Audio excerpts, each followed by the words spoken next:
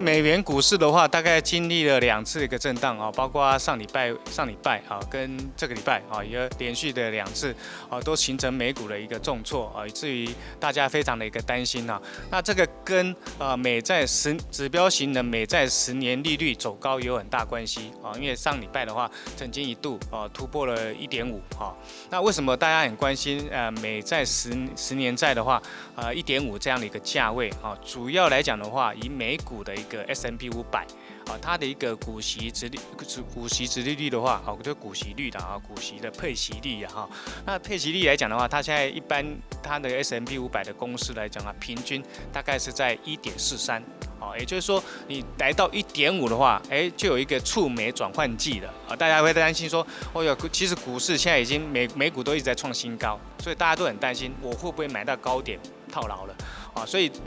因为你有股债殖利率的概念，有股息的话，大家用股息当做成本的一个概念啊。也就是说，如果我追高的话，那我能容许的话，就是说我还可以赢过债市的一个殖利率。那目前来讲的话，就是说一旦10年债的殖利率突破到1.5以上了，大家就会在考虑哇，我如果买美国公债的话，它是零风险的一个投资标的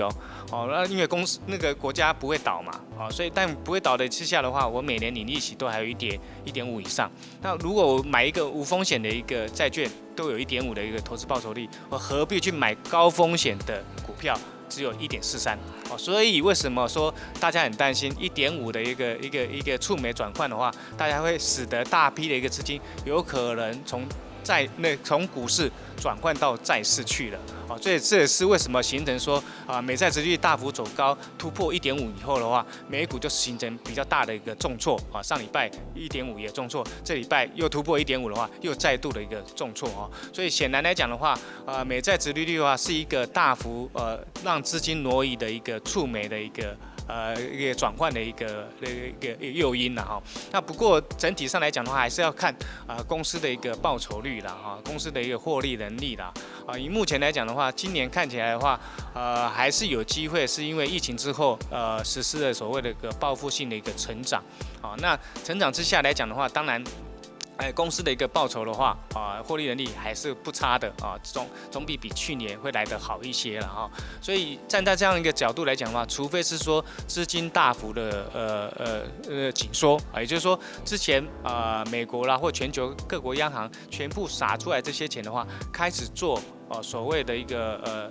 那个收手的一个动作开始在收钱了。那收钱来讲的话，就使得市场上流窜的这些资金没那么多了，没那么多的话，就很难去供应所谓的说股市跟债市的资金，让它的一个价格可以继续推升。也就是说，变成以前有很多套资金，甚至有2套资金，可以让你股市跟债市都可以涨。那现在来讲的话，因为缩手之后的话，变成市场上只剩1套资金而已。1套资金的话，那当然就是不是选择股市，就是选择债市所以目前来讲的话，当然以现阶段来讲的话，因为股市频频的在追高所以一旦说现在还没有缩手，所以大家已经预先遇到通膨有可能要上扬，大家已经预做准备。但整体上来讲的话，就是说我觉得是应该股市还会呈现高档震荡的除非是说真正开始资金有缩水就会比较有像样一个比较大的回档的一个空间了整体上来讲的话，我们倒是可以留意债券殖利率一个走势，来作为你投资股市的一个标的跟那个基准所以整体上来的话，如果殖利率持续在走高的话，那当然我们就是要弃股转债就是弃掉股市转债券。那一旦债券殖利率回落的话，那你要不要忘记的回过头赶快再去逢低买一些股市，可能会赚得比较高的一个短期报酬率。